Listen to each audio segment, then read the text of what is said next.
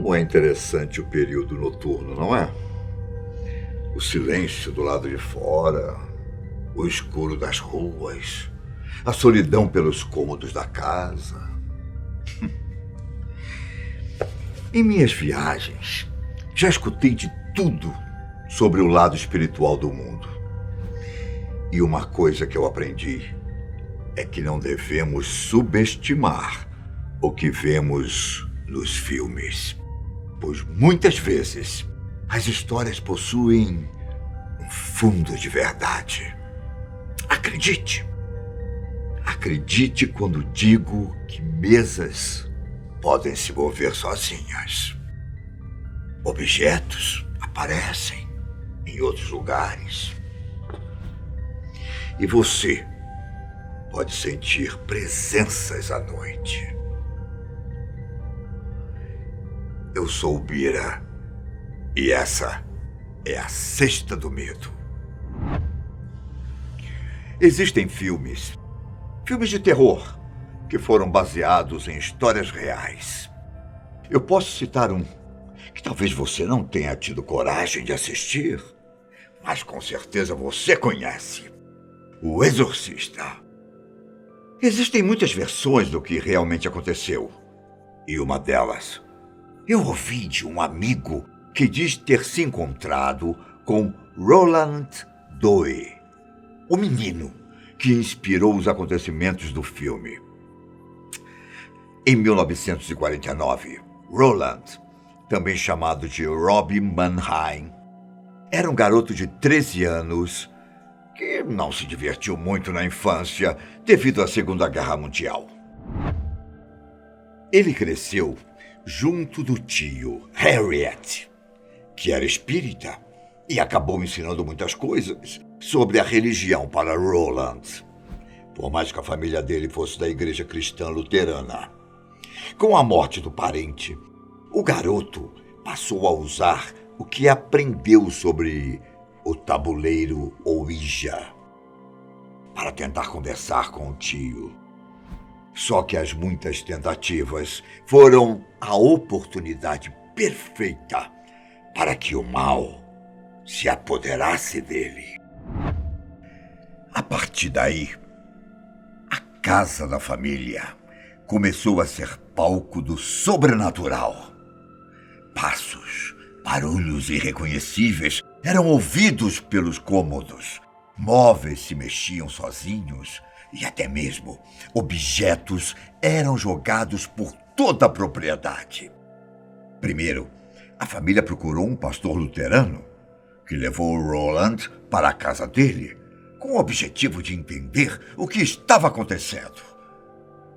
Mesmo dormindo amarrado, tantas coisas sobrenaturais aconteceram durante a noite que o pastor indicou que a família procurasse um padre católico para realizar o primeiro exorcismo do garoto.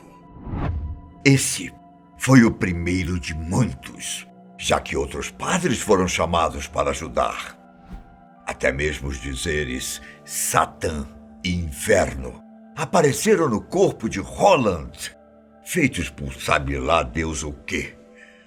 Alguns dizem que o garoto passou por cerca de 30 sessões diárias de exorcismo durante um mês.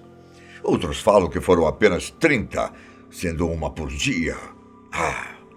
Mas seja qual for a verdade, não foi fácil arrancar o que quer que tivesse se apossado do garoto.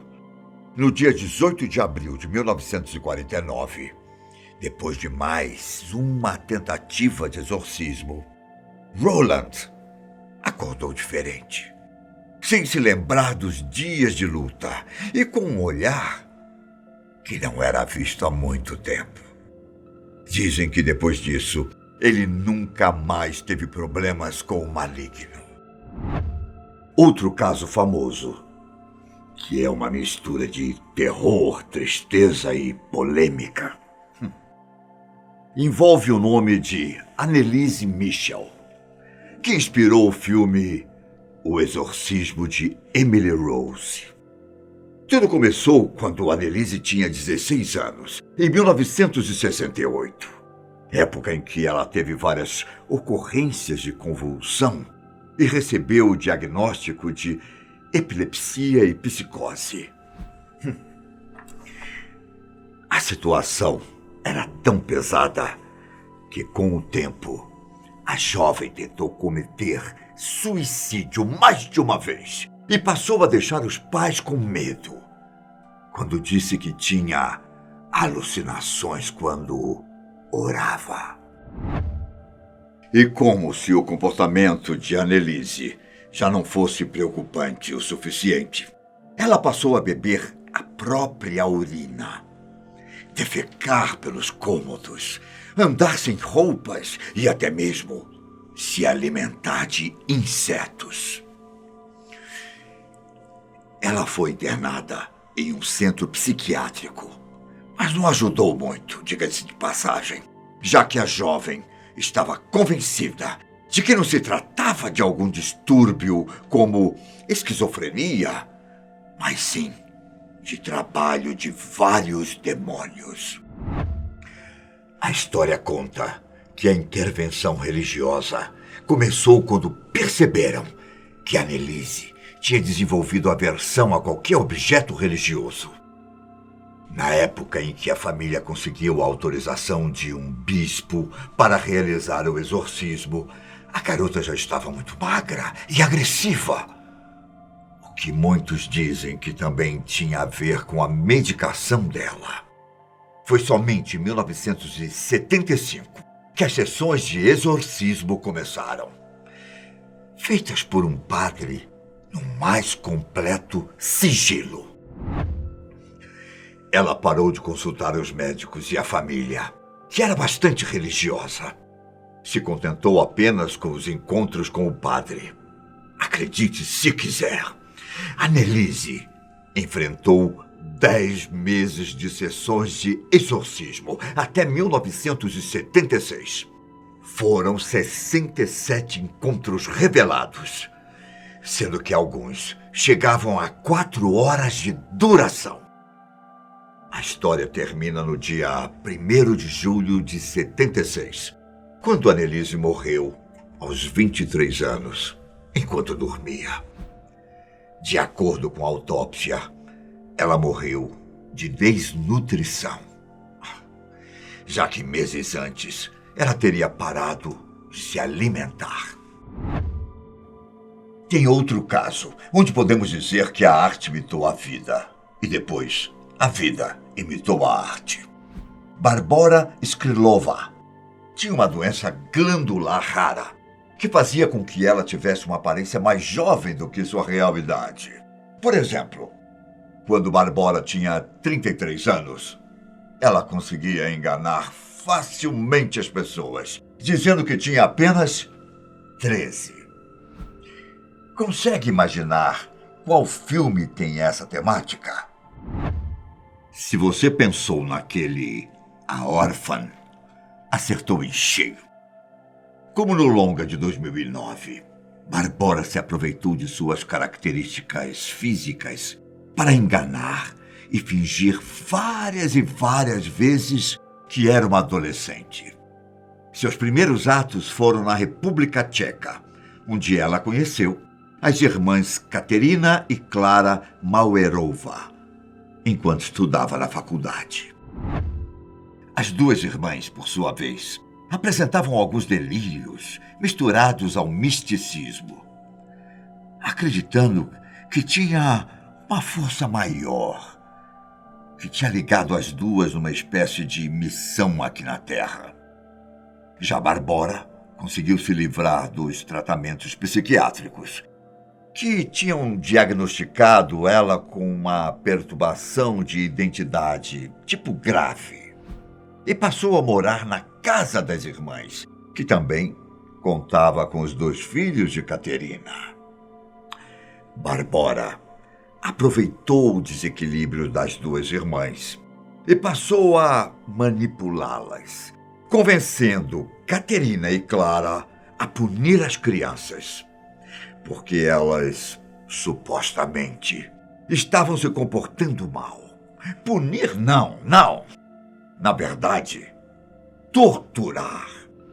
Os dois irmãos ficavam presos em uma espécie de jaula no porão da casa, sem roupa, passando fome, sendo queimados por cigarro e levando choque. Como se não bastasse, certa vez, elas fizeram cortes na perna de um dos garotos. E nos dias seguintes, fizeram a mesma coisa com o braço do outro. Em ambas ocasiões, elas comeram a carne deles. As crianças só foram salvas quando um casal se mudou para a casa ao lado e chamou a polícia, após a sua televisão captar as torturas que o sistema de câmeras gravavam. Quando as autoridades chegaram na casa, Barbora mentiu que era uma garota de 12 anos, adotada por uma das irmãs e que também estava sofrendo agressões. Ela conseguiu fugir para a Noruega e assumiu a identidade de Adam, um garoto de 13 anos. Um casal caiu na conversa dela e resolveu adotá-la. Mas a farsa durou pouco tempo, pois a polícia a encontrou um ano depois e a levou de volta para a República Tcheca, onde ela enfrentou julgamento. Uma história parecida com essa também aconteceu em 2014. Uma garota ucraniana chamada Natalia Grassi, que tinha um tipo de nanismo. Ela foi acusada pelos pais adotivos de não ter 6 anos quando foi morar com eles em 2010. Os adultos acreditavam que ela tinha mais de 20 anos e a abandonaram nos Estados Unidos quando se mudaram para o Canadá. No momento em que a notícia veio a público, vários testes para descobrir a verdadeira idade de Natália foram feitos, transformando o caso em um rodeio de versões e contradições. Em 2019, Natália, alegando ter 16 anos, deu a sua primeira entrevista sobre o caso e disse que nenhuma das acusações dos seus pais adotivos anteriores era verdadeira e que ela ainda nem tinha atingido a maioridade na época. Seja como for, a falta de dados concretos e o mistério do caso fazem todos nós perguntarmos se essa é a verdadeira idade de Natália. Realmente, ficamos confusos em saber o que é ficção e o que é realidade, não é? Tudo se mistura nesse mundo.